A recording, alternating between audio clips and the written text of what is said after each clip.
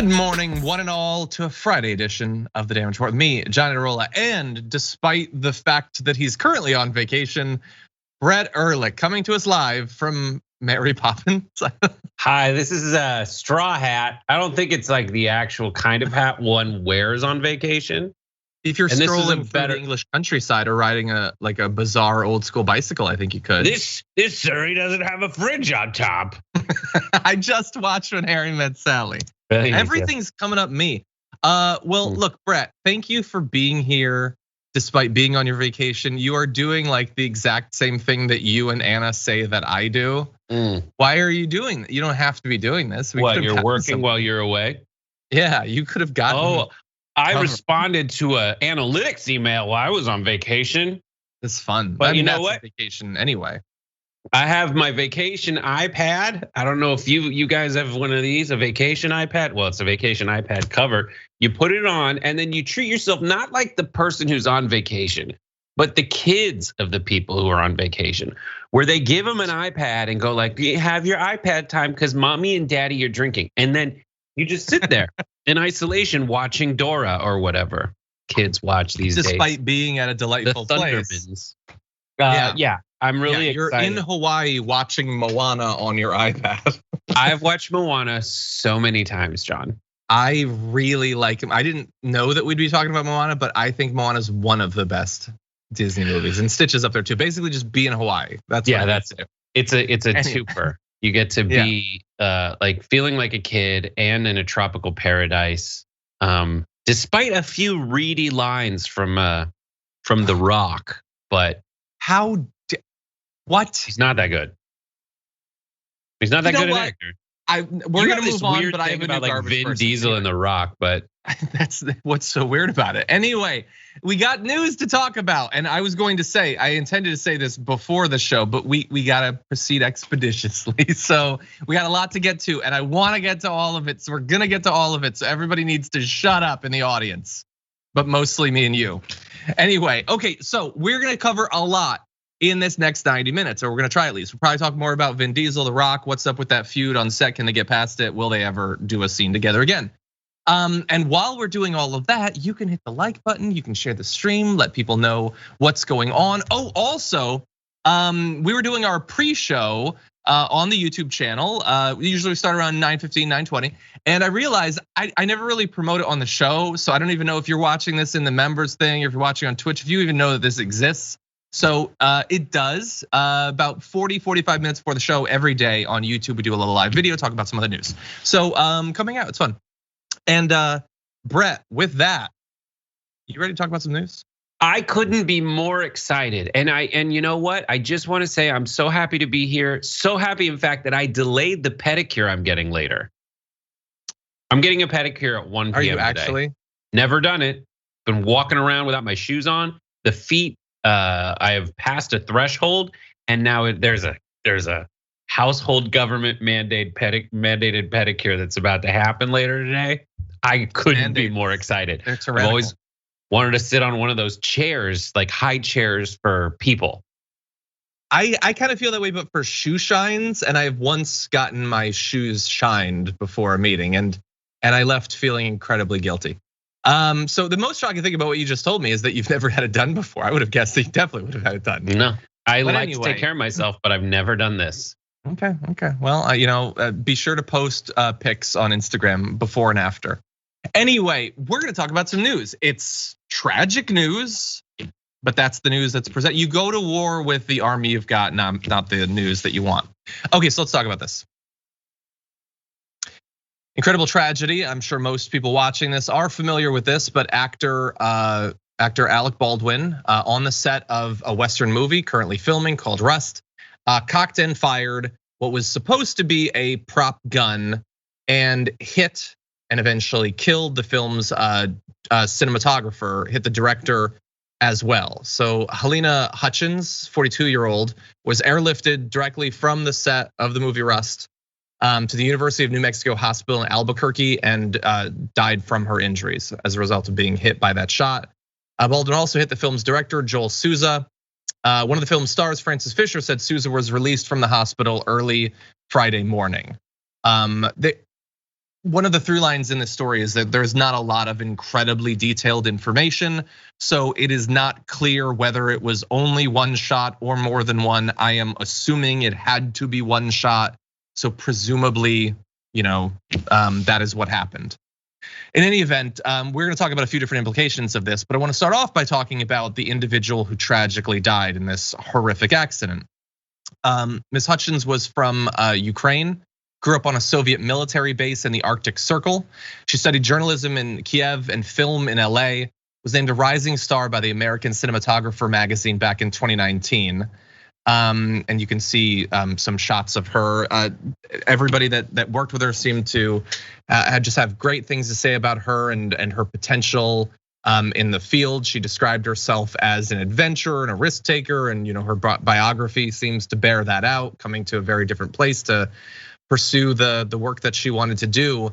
And when this story broke, people were tweeting about it. I didn't believe that it was true. It sounded fake. And by the way, some components of the story have not been borne out, and we'll talk about that as well. But Brett, did you live find out about this as it was initially breaking? I found out about this through a notification that came to my phone from the New York Times, and it is. I mean, you hear about this. This has happened. People have died on set as a result of handling, when you say what's supposed to be a prop gun, it depends on how they're coordinating the stunt or the use of the prop, right? So you can have a gun that is plastic and doesn't shoot anything, or you can have a gun that shoots blanks, or you can have various guns that look realistic or not. You can have a blank in the chamber and shoot it, and there is gas that comes out. There's all there's gunpowder in that. There's not supposed to be a projectile, but the rule on set, there's so many protocols that go into having a realistic prop on set of a union production that get followed. And I've worked with prop masters who go from being the most laid back people to the most most of the professionals are like this. They're all right, this is the protocol that we go through. We are going to check to see if there's a bullet in the magazine, if there's a bullet in the chamber. People have died on set doing pretending to shoot themselves in the head with what they think is a prop, but the prop master hasn't had a chance to explain to them we have to check to see what's in this gun, if there's a bullet or not. So when you hear that someone was killed on set with a prop gun, if you're outside of that, you're how the hell could it happen? But if you have worked on productions before, you're there are 6 or 7 different ways this could happen. And it depends on if Alec Baldwin, who's probably handled, he's been in so many movies, in so many plays, and handled so many props. It just reeks of terrible, terrible mistake. Terrible mistake for multiple people to reach that. And you described some of the ways these props, they literally can just be a piece of rubber that looks like a gun. They can be guns designed to shoot non-bullet projectiles for the purposes of this. They can be active firearms firing blanks. They can be guns that used to be used traditionally that are modified to be prop. There's such a wide range. Now, initially, reports said that the gun contained live ammunition. They're now saying it contained blank rounds. Spokesperson for Rust said there was an accident today involving the misfire of a prop gun with blanks. Production has been halted for the time being. And this helps. This part of the story is really about us. It's wanting to understand how something so unthinkable, so chaotic can happen. It doesn't change how tragic it is, and that someone would die at all. Anytime someone dies like this, it's just terrible. So many people are going to feel so guilty, so responsible for it, even if there was no way that they could know. And by the way, really fast on the misinformation, I saw, who knows what'll end up being true, but I saw people take a screenshot of an article and highlight a line. It was implying that Alec Baldwin was joking that he was gonna shoot her and then shot at her. And then the only place I could find that article was one of these Live Eagle Patriot blank things or whatever. So that does not appear to be true, but that didn't stop the tweet that I saw from getting lots and lots of retweets online. It could end up being true, but I don't believe it is established at this point. Right. And he's made his share of enemies on the eaglepatriot.org/TV side of the aisle. I mean, right now, what are the things that you can do? You can look around and I mean, I just can't imagine what it must be going through Alec Baldwin's head right now. He did release a statement recently saying, all the right things. Like my heart goes out to the family, to the, this woman who is now dead, who's a mother and or a daughter, and all the family members that are of her, or the people who've loved her. But I mean, these are the kinds of things. It's very dangerous on set, and there's tons of people, and it depends on you can have a huge production with thousands of people working on it, like extras and everyone at the same time, and something like this can fall through the cracks. And then on a small production, for sure, you can have things fall through the cracks. You have, there's all kinds of people whose job it is to be working together to go against the instincts of, say, directors or cinematographers or actors who want to try stuff. And even when that happens, when people, when the first AD is just like, we can't do that. When there's someone from the union saying, no, you cannot mishandle this prop that way. There's a representative on set who says, no, we can't do that. Even still, stuff like this happens. I mean, famous celebrities have died as a result of mishandled firearms on set. And people just don't know, but it's like, it's even crazier that like Alec Baldwin would know. So it seems like there's no way Alec Baldwin is pointing guns at people that he shouldn't be pointing guns at, like fake guns knowingly. Like there's no way in hell that happens.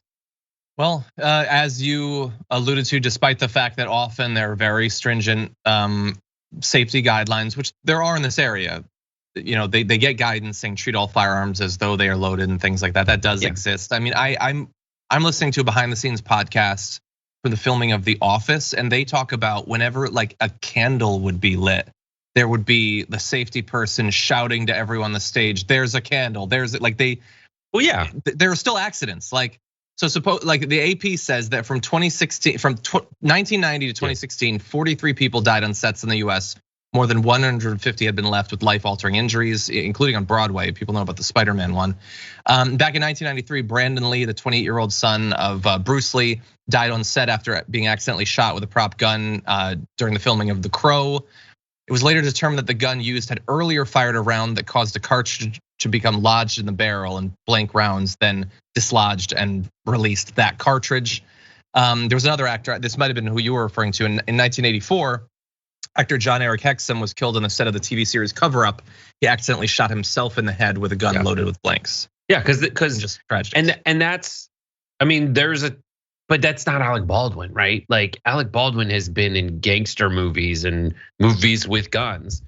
I personally don't get it. You can hear people have these discussions where it's like, it'll be fine. We'll have a real firearm and we need that kickback when he pulls the trigger, so we'll use that.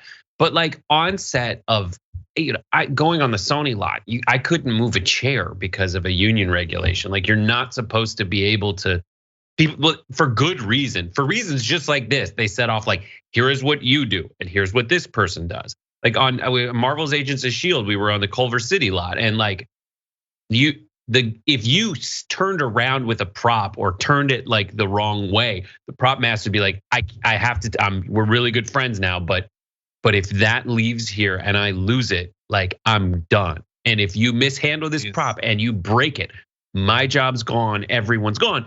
And the reason for that is so that you can still keep making movies and people have those regulations in place for really good reasons, so that mistakes like this don't happen. But sometimes people show up and are like, oh, they wouldn't have a loaded gun on set. Come on, and you pick it up and you shoot it. But and you'll see people all over. People online right now, like actors, are doing videos saying like, here's when I was on set, what we had to do with the firearms. But and then there's one that's kind of going, I guess, that I saw today that was, they put protective shields up in front of the camera because who knows what's going to fly out of that, like the gas, the compressive gas that goes for a radius of whatever, a number of feet, and they put like glass shields in front of people, even when the gun isn't pointed at them, just so that they can be safe. And that's how it is on every set that you go to. Safety is paramount, and there's tons of people around there trying to protect you, and thousands of movies and TV shows and commercials are shot every day and are filmed every day, and eventually something like this happens. It's tragic and sad, and I feel bad, obviously, for the victims, and also for Alec Baldwin. Like, I can't imagine what he must be feeling right now. Yeah, well, and then the family of of the woman that died, like that's what I said. The victim's job. Come on. Thank you for acknowledging that, Brett. Yes.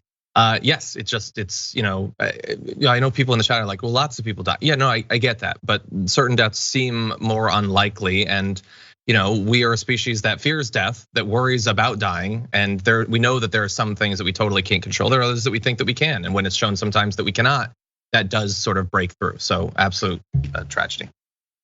Okay, with that, we are going to go to our first break. There's a lot more that we're going to be talking about, including some of the personalities on Fox taking a stance one way or the other on vaccine mandates at Fox. We'll have that for you after this.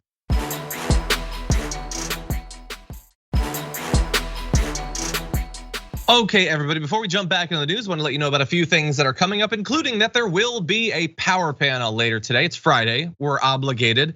But what's gonna make it so exciting is I'm gonna be joined in the first hour, not by Cenk, we booted him, we didn't have room. We're getting Francesca Fiorentini and Senator Nina Turner in the same hour. I don't know, has that happened before? It's gonna be very exciting. And JR Jackson is gonna be joined by Farron Cousins and Wosny Lambre. Another awesome hour of news that's coming up later today. All the places you would expect. There's gonna be Galaxy Brain at 1 p.m. Pacific time, 4 p.m. Eastern at twitch.tv/TYT. Ben Carollo coming at you with Galaxy Brain. And Brett, there is also, there's Game Busters. What's going on in Game Busters? Bustin' makes me feel good. That's the song, that's a lyric from the Ghostbusters song. I watched that recently, yeah. It made me smile when I heard that. And then we've got, what are we doing? I don't know, I think we're playing Dead by Daylight. Nice. Which is really scary, and it's gonna be a lot. When can they watch that? Tonight at 5:30 p.m. Pacific, 8:30 p.m. Eastern time, only at twitch.tv/TYT. Jordan Yule will be your dungeon master. Nice. That's 5:30 to 6:30? 7. 5:30 to 7. We go 90 minutes. Nice. We're like a soccer soccer game. game. The best shows are 90 minutes, personally. Anyway, okay, with that, we'll have more we're gonna tell you about later, but let's move on to the news.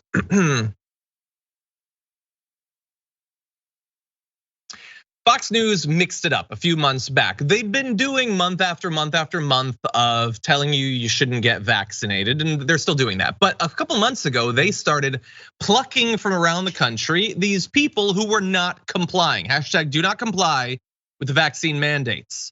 And they loved that stuff back when it was masks or people who wouldn't socially distance, but they especially loved it when people would refuse to get the vaccine to comply with the mandate. And if that meant that they lost their jobs, that just makes them a better patriot, that they won't bow down to that sort of tyranny. And so I wanna show you, this is a tweet from Matt Gertz that we've shown you multiple times. He just collects chyrons from Fox. And they're all just, it's authoritarianism. Here's someone who owns a cupcake shop and they're not gonna comply with it and all that stuff. And they really like it. They think that it makes you a great patriot to not bow down to that. Well, of course, they have a mandate. You do not have to get vaccinated at Fox, but if you don't, you need to get COVID tested every single day. Tyrannical. Actually, it is more harsh than Joe Biden's actual vaccine mandate. That testing is only every week. They are 7 or 5 times more harsh at Fox. So people have been wondering for some time, well, then why aren't you being the great patriots that you've lifted up? Why are you being the sheep that you attack for complying with this? Well, some of them are now starting to respond to that. And here is Sean Hannity talking about 2 different groups. All of the other people, the peasants, and himself. Just wait till all these people and all these professions start leaving the workplace because of Joe's mandate and their unwillingness to work with employers. I'll tell you what my fear is, and it has nothing to do with me. I don't have a problem. I can retire tomorrow and I don't have to work another day of my life. I don't want to, but that's not what, I don't think my calling's to quit. For whatever reason, God gave me a big mouth, all right? And I think he expects me to use it. I have a calling, and it's not to like not get paid anymore. It's great when you guys do it. Oh, it's the best, Brett. When they're calling is for me. I mean, I totally could. It would be super easy. I'm like totally rich, but like I don't think it's for me to quit. Yeah. With all these things, you have to boil it down to like what's their priority. Sean Hannity's priority is to have an angry audience, and so this is how to do it. And he's a you first kind of guy. Like you first, like he submitted to a vaccine mandate. Why? He believes in science. He believes that the vaccine is going to reduce your potential mortality, mortality rate of a patient who gets COVID. He knows that. He knows it reduces your likelihood of getting COVID. He is aware of that, and he lives his life accordingly. But when the cameras are on, what he wants to do is make you feel right to be an angry member of his audience. And even if whatever percentage of his audience dies that way, he prevents himself from dying an even more terrible death, which is a death of irrelevance and lack of audience. When the cameras are off, he lights up his vape, or like he uses his vape, he plugs in his vape and he smokes, and he's like a completely different person. But in front of the cameras, his job is to be Superman of the right with his fancy dancy haircut and talk all day long. It's all BS. It is, and like by the way, if you're gonna point out that like, oh, I shouldn't quit, don't lead into that by saying, by the way, I'm independently wealthy, I'm gonna be fine. Well, then it's even easier for you to quit. Some of these people who are actually quitting, like that's difficult. They don't have money. So they're like, by the way, I don't think it is patriotic, but it's definitely harder. It's definitely more of a sacrifice. And by the way, we're not saying, Sean Hannity, you can't use your big mouth anymore. You can't talk into a camera or mic anymore. I'm not saying you can't do a podcast. You can't do a YouTube show. It's that you are working for Fox. Why are you bowing down to that tyranny? Because you're wealthy and you could still do a show, but you don't care. It's convenient for him to get people worked up, because if you'll quit your job for Sean Hannity, you'll watch him for the rest of your life. But also, you quitting your job, what effect does that have on you? Well, you potentially are thrown out of your house, you lose everything. For him, maybe if the numbers are high enough, it'll look bad for Biden. They are tiny little Lego blocks in the construct he's building to maybe hurt Biden a little bit. That's how little he cares about them. But there are other super fast, because there's a lot we gotta get through. So rarely do we have like the perfect scenario to prove hypocrisy, and this is one of them. Like 100%, like all of it. And you're talking, and he always talks about how the founding fathers were perfect. The Continental Army, Washington mandated vaccines among his soldiers. His kids, your kids, everyone's kids, soldiers now when they go abroad have to take a regimen of vaccinations, period. End of story. And they all have submitted until these schmuckos decided that they were going to make this political. We got a vaccine, it's killing a ton of people. It's killed over 700,000 Americans. Take it. Yeah. And if 100%. They 100%. mandate it, you can quit. Like I'm fine with anyone who quits over a vaccine mandate that they don't want to comply with. That's America to me. You can make those decisions. But it's also America for me to point out, like, your ideas are stupid and they're bad and they're wrong. But I don't hate you. But I'm going to call out when you're wrong. And more importantly, when your dear leader is absolutely snowing you. Exactly. Yeah. Well, I would say if your ideas are so wrong that it leads people to die, then yeah, I'm gonna hate you actually.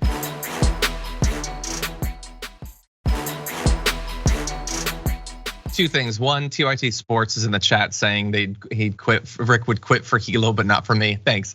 And also, let me just do a general thing. I've said this sort of before. Love every member of the audience, but we've got a million legitimate things to criticize all these anti-vaxxers for, including Sean Hannity.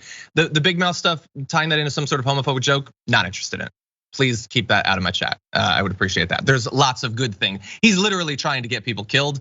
Let's focus on that rather than the other stuff. But anyway, he's not the only one.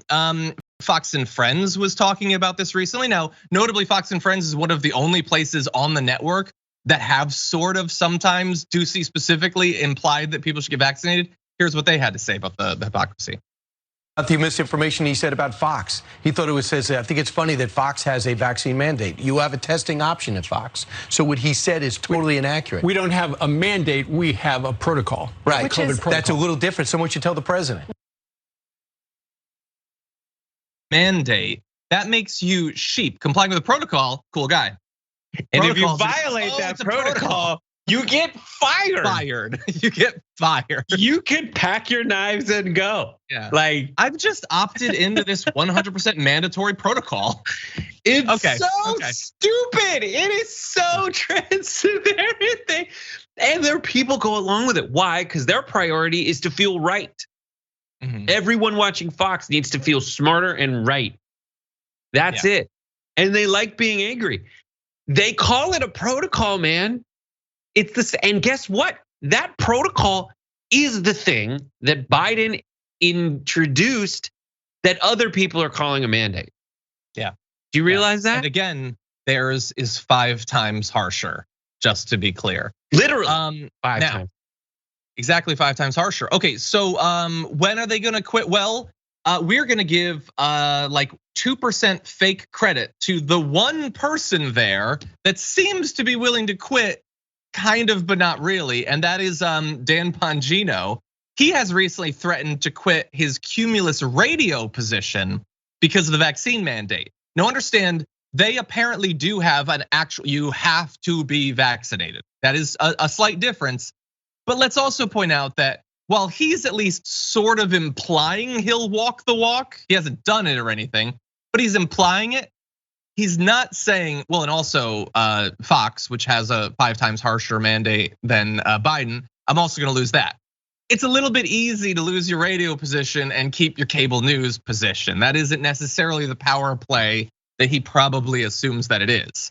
Bear in mind, his radio show is simulcast on Fox News. So if he loses Cumulus, he still literally has the same show, and he hosts a Saturday night show on the network titled Unfiltered. And I have no idea how much he gets paid there. I'm assuming it's a lot. I know for sure it's too much, but he definitely doesn't want to lose that money. Radio show, he can get rid of that. He didn't really care, but he doesn't want to lose the big money. His patriotism, his performative patriotism only takes him so far, and it ain't taking him out of Fox. It's so dumb. And he's one of those guys that gets like the paid media placement that rockets him to the top of Facebook impressions.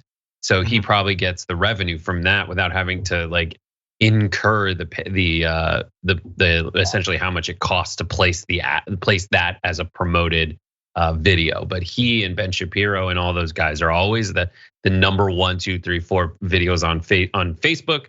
And there is no way that any of that is remotely organic. Just like Jambagino's jowls, which are steroid grown since 1998. I think he has perfectly fine jowls. I don't know. That dude, I disagree in my slightly. expert opinion, and I'm as much of an expert on steroids as he is on vaccines, but that dude roids up hard. I would be willing to bet some money. I have no idea. I do think some of them, I think, never would have made it without that inorganic stuff. I think the Bongino's like that, obviously, and his NRA show literally shut down. Like they could not sustain it. Ben Shapiro too, who's gotten millions of dollars in advertising. But I do think now that people know who they are, I think some of the spread is organic because they know what to do. What to do is have no actual values, literally just mine your positions from the audience you want to build and get them really mad all the time. And I think once you do that, you can get some people to what? What's that? That's leading from behind. That's what they do. Sure, they lead from behind. And that's something they always criticize everybody else from. But yeah, and you'll see them. You'll see the entire, group of like rabid sheep, not lions. Like snap at them. Oh, you told me that I should get vaccinated. Donald Trump, my fear leader, they booed him. Yeah, his own vaccine. Now he doesn't say that so much anymore. He bombed at the ha-ha hole, and now he's changed his setup to not do those jokes again. Like that's the performance.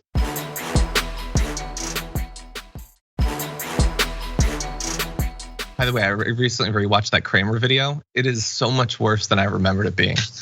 It's really bad. Anyway, that character could definitely run as a Republican. Okay, with that, let's move really quickly to unrelated news. Let's jump into this. I don't want to get you like too excited about the possibility that the US government will actually do something, but supposedly Bernie Sanders and Joe Manchin have grown slightly closer, like maybe closer to an agreement. And how do they do that? Well, the power of swearing. Apparently they had to swear at each other. Apparently everybody's just swearing, and that's the thing that we're gonna focus on. So apparently there's gonna be this big week of negotiations. So they decided to meet up. Bernie Sanders and Joe Manchin, the head of two different parts of the Senate, the progressive part and the radical corporatist part that they call the moderates. And so he had said that he could, that universal pre-K was in, Manchin said, but no tuition-free community college, which Sanders responded with bless. I just love the idea of him shouting that in a meeting. Anyway, Sanders said that Manchin was telling the rest of the Democratic caucus to go F themselves and bend to one senator's agenda. Manchin disputed that, even though it's like, okay, it's not totally accurate. It's at least two senators' agenda, maybe three, but it's definitely what's happening. And he said that Biden hadn't won West Virginia, and his very presence in the Senate is remarkable. And that is true. Biden didn't win West Virginia, and this bill only has stakes for West Virginia, so that should be foremost in our minds. But apparently they argued back and forth, then they met privately, they posed for a photo and publicly reconciled. They've since met 4 times in 1 week, apparently now softening their rhetoric, no more S-bombs, B-bombs, G-bombs, anything like that, and speaking more hopefully of a deal. Apparently it's a breakthrough. That's what it says in all of these different places. I don't know what that means in practice. Did we get something that we didn't have a week ago? I don't know, but apparently they needed to get in a room, yell at each other, and then hug it out, I guess, Brett. Yeah, I'm glad that they're communicating. They hadn't been communicating before. Manchin typically comes around in the long run, but not always. And we don't know how he's going to come down in these negotiations, but I don't know. I think when he talks about how he, as a West Virginian Democrat senator, it's just because that's remarkable. No. Let's evaluate some things. Something called the personal vote. The governor of West Virginia used to be a Democrat and now is a Republican. If he was still a Democrat, he probably, he can countervail that with some kind of personal vote name recognition. And then let's talk about how Joe Manchin typically keeps from alienating his base in West Virginia. It's by catering to a certain cultural situation that's going on there, but also like he can still, come back to any government programs that help his state. You can do that without making them feel like, and it's his job to message that, but without making them feel like the government welfare state is coming for West Virginia and telling them they can't blaze their own trail on a country road. You just can handle it through messaging, Joe, which is something that you're not going to shy away from because you have been posting online responses to what Bernie Sanders is saying. Paul Begala is going out there saying there's nothing better for Joe Manchin than to have Bernie Sanders mad at him. Fine. Spin that into picking the policies that you want that will help West Virginians. And the part where I start to get more cynical of Joe Manchin, if that was even possible, is when the things he's fighting for are like subsidies for coal and protections for coal that will keep him rich, while ships that have sailed don't double back to pick up the people of West Virginia.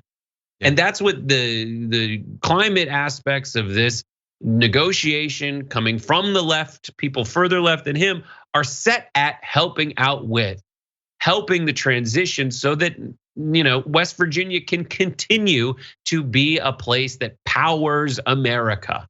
And Jennifer Granholm, energy secretary, is on CNN messaging toward that. yes, I understand that he is trying to keep West Virginia as a power center for America. So let's try to get them to transition to be the home in America where labor is cheap anyway. Yes, and that is why I have said the infrastructure bill should include enough money to buy him a solar company, so that he can then just continue to profit off of the energy if that's the cheaper thing to do. And employ West Virginians. Exactly. And by the way, he recently said in one of these meetings, yeah, I'll give him. How about we have this? How about we have zero? Like, yeah, okay. I want you to go and go to the hollers or whatever and tell West Virginia, I'm perfectly fine giving you $0. But he doesn't have to do that. And the pressure has been put on him to require that he do that. Super fast, because we don't have time. Politico, their like big morning thing where they like sum up a couple pieces of news, had this big thing about Biden swearing to. In meetings with aides, Biden's vulgarities include but are limited to F them, what the F are we doing, why the F isn't this happening, bull ass, damn it, or just simply F. According to several current and former aides, when pushing aides for better answers, he will sometimes say, don't bull ass a bull asser. When he cusses around women, it is always, and I mean always, followed by an immediate apology. That's kind of funny, actually. Is this designed to give us the idea that he's passionate and invested? Because it doesn't feel like that if he's not even swearing in public. It's not like he does a meeting where he's like, that effing Joe Manchin, I'm sick of his S. Okay, then the swearing would be noteworthy. But if I need to find out from Politico's newsletter, that is not evidence of much, I don't think. I don't know, do you feel differently, briefly? I mean, Politico's trying to point out, oh my God, they're cursing. Ooh, behind the scenes, they care. Come out in front of the scenes and talk to us.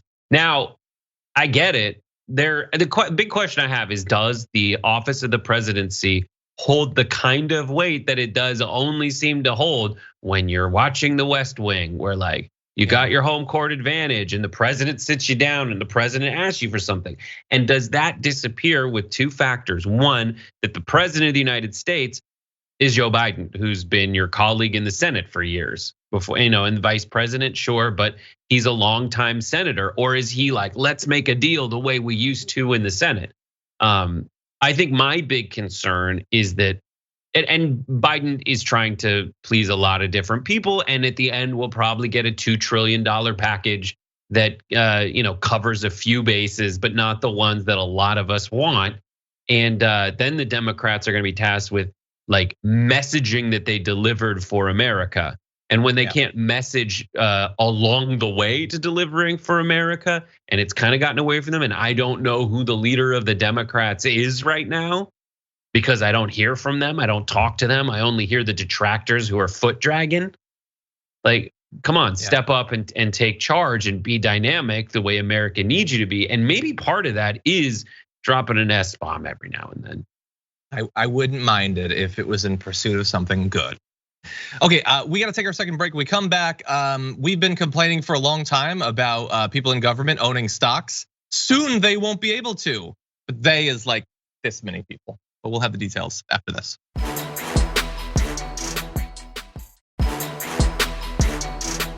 Anyway, we got a lot to get to, so let's jump into this next story. If you're not a big fan of government corruption, well, have I got some good but extremely specific news for you. And that is that yesterday it was announced that the Federal Reserve is going to be changing one of their policies. And effectively, they're going to be instituting a wide-ranging ban on officials owning individual stocks and bonds, and limits other activities as well to try to stop them using their position to financially benefit themselves. So Fed officials can no longer have holdings in shares of particular companies, nor can they invest in individual bonds, hold agency securities, or derivative contracts. The new rules replace existing regulations that, while somewhat restrictive, still allowed officials such as regional presidents to buy and sell stocks. Under the new rules, the officials will have to provide 45 days notice in advance of buying or selling any securities that are still allowed. And if they're late for that, I swear to God, Dave Leventhal is gonna be on your ass, so watch out. Anyway, they will also be required to hold the securities for at least a year, and they cannot buy or sell funds during, quote, heightened financial market stress. And so that includes top policymakers, such as those who sit on the Federal Open Market Committee, along with senior staff. Future investments will have to be confined to diversified assets such as mutual funds, things that track either the entirety of the stock market or particular sectors of the stock market, basically aggregations that cannot as explicitly allow you to influence your buying or selling based on what you know is about to happen and what you choose to do. And there's been a number of different scandals involving them and their trading disclosures and trading stocks on the eve of statements from the head of the Fed and things like that. So this seems to be trying to stop that, Brad. Yeah, this is one of those things. Good work if you could get it. Like if you're a policymaker at the Fed and you have a certain kind of stock, it's going to be really difficult for you to resist the urge to enact a policy that'll help you, especially when there's overheating and you're like, I kind of want to stop this thing from happening. And if I do that, it'll kind of help me out. Yeah, that should absolutely be the case. I think that there is some kind of value in a philosophical sense for having people who make policy benefit from the holistic well-being of an economy that they oversee rather than a specific aspect of it. And so if you had some kind of index fund or some kind of generally diversified portfolio of everything that reflects the ups and downs of the GDP, manufacturing, employment on a domestic, sense. But when you can pick winners and losers in a micro sense by enacting macro policy, then especially when there's so many different kinds of products out there in the financial market that allow you to pick specific winners and losers and benefit by picking losers if you do it right, and then create winners and losers, then that absolutely should be something that is wildly off limits. In the same way that when you go into a movie screening and you put your phone in a plastic bag and you can't get it till afterwards, like you need to take your financial portfolio, put it away when you go into this job so that you can't do something nefarious and ruin everything for everyone else who put so much work into like making the economy work or their own personal job just because it would benefit you personally. And you can get it back when you leave, but in the meantime, you have to completely get rid of all your specific individual stock. Yeah, and look, I think I would go even further. Maybe this is crazy, but I'm totally fine with effectively limiting virtually every avenue for people to benefit financially from their jobs, during their jobs, after their jobs, lifetime bans on lobbying. In jobs in general, you mean in policy making jobs? I'm saying specifically lobbying positions, stuff like that. They should not be doing big speeches while they're in office. I'd probably have some period of time they can't do big speeches afterward. I do not want people entering into public service to do private service for themselves or people that they know that own corporations. And we maybe you can go too far in restricting that. We're not a light year from that. We've now extended this, but this is a good move, because they have such direct control. Do they have less or more direct control than Congress people or senators? I don't know. I'm not an expert, but I would say that if you think that they could be influenced to do corrupt stuff to benefit themselves financially, I would very much like to apply that exact same philosophy to those who are voting based on these things, going to private meetings like Kelly Loeffler and David Perdue, and investing accordingly. This makes a lot of sense, and it makes equal sense to be applied to our elected officials. And this is something that I'm sure you can message well with like the populist movement in America. You should call it the America Fund, the America Index. You can get a bunch of people on the right to buy into that if you call it the America Fund, so that they are invested in America as we would define it. Now, the most hilarious part of that is there will be these weird jockeyings for people having access to be the selected, firm that is included in the America Fund, and that will 100%, I hate to break it to everyone, be determined by lobbyists who have access to get into I don't think there has to be just one fund. I think most broad mutual funds would be many steps less corrupt. It's not 100% better, but it's a lot better. I'm with you on that. In that, I like your term, like light years away from it. Like let's try it. There's definitely things that if you ask any American on the street, like should Joe Manchin be in charge of climate policy while being a coal baron? I think a lot of people will see the inherent hypocrisy and corruption in that. Yeah, and I think that I would ban private ownership stuff like that too. I mean that's way more corrupt than the stocks, I think, and way more than the campaign donations. But we have to move on this last story. We have very few minutes remaining, so let's jump into this. There's been this debate online: is Twitter biased? And if so, for who? You probably have heard many times the companies like Twitter and Facebook are so biased against the right wing. And don't show us those lists of the things that they produce the most viral, get angry quick content. That always being true does not prove that it's not biased against them. They can be shadow banned. Do you know that?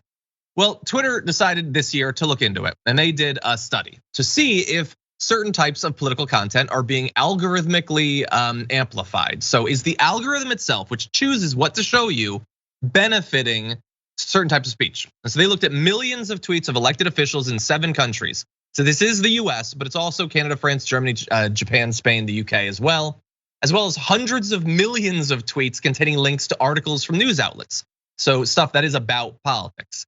In all the countries except Germany, tweets about political content from elected officials, regardless of party or whether the party's in power, do see algorithmic amplification. And that was benefiting the political right. And it didn't mean that the party that was in power necessarily, like it was biased in that way. That 6 out of 7 countries, again, all but Germany, tweets posted by accounts from the political right received more algorithmic amplification than the political left when studied as a group. And when it came to news outlets, the exact same thing occurred. Right-leaning news outlets received more algorithmic amplification than left-leaning news outlets. So both for individual politicians, are there things being seen?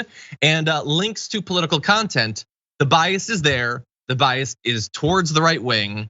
And that will change nothing about the way they message about social media. They will still whine and complain constantly because it is to their personal immediate benefit to do that. And in fact, this might be an effect of years of whiny lobbying from the right. Yeah, a lot of obvious things coming out of this. But the one thing that I kind of want to focus on is that maybe it's because the right is good at testing and messaging, because they set typically the framing for most discussions in America, and they do it in a way that ends up triggering things that if you were designing any algorithm to give people more of what they want, you would, design in favor of. So the Republicans are the ones who come out and say like death tax, and instead of estate tax, they're the ones who come out and say that like this is all communist, the communist, socialist, radical people, and you have the conversation based on the rhetorical footing that they initially set down. And so that gets people that are supportive of them most riled up. And since there is not as prevalent and unified a message from the left that galvanizes a discussion in that way, the left ends up focusing on the annoying right-wing people who are monsters on purpose. And so you get more interaction on that side. So I think that's probably the genesis of it. And it's incidental over time that because of whoever initially defines the conversation typically benefits from it. I think if I'm, speculating here, but I bet that has a giant impact on it. That's one thing. And the other is there's way more paid media on the right than there is on the left. You can't convince me otherwise. Well, even like on Reddit, when I see like the ridiculous Toilet Paper USA posts, the screen caps they use of like Michael Knowles are all promoted.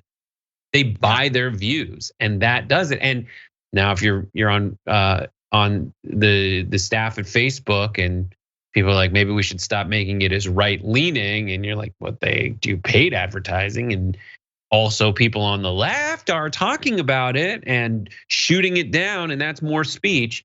Sure, they're not gonna change it. And in my conversations over time with people who work at those places, they're like, I have to explain the algorithm to you. We can't just like turn one thing on and one thing off about it. We have to, throw. If you are what you eat, we need to throw more leftist stuff into the algorithm, and it eats it and becomes a slightly more leftist, but we don't know what kind of ungodly amalgamation it's become over the years. Yes, although we try to play to very different emotions, and they might not be less inherently viral. Anyway, we have only seconds left. Thank you everybody for being here for the first hour. There is more coming. If you're on Twitch or on YouTube, we will be back after this.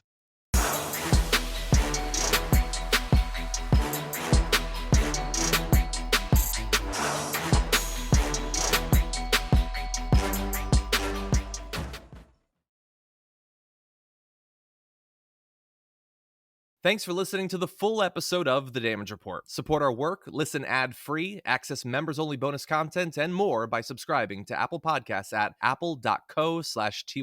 I'm your host, John Adarola. I'll see you soon.